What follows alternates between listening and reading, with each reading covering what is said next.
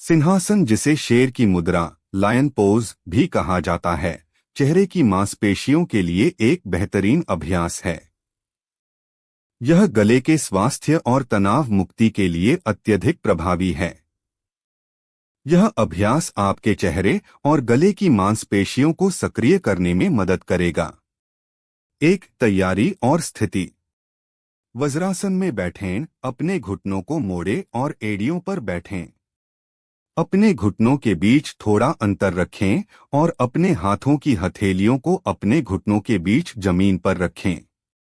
अपनी उंगलियों को अपनी ओर शरीर की दिशा में रखें।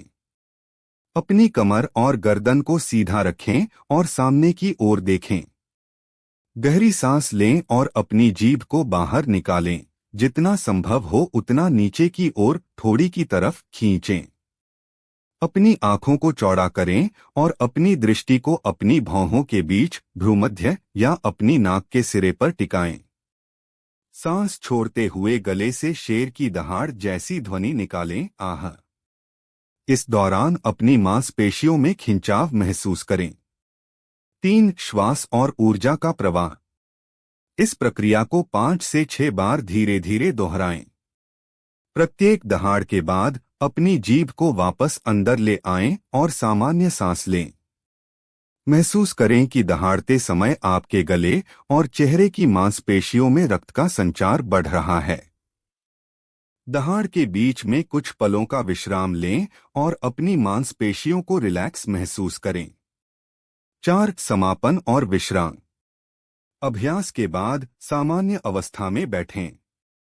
अपनी आंखें बंद करें।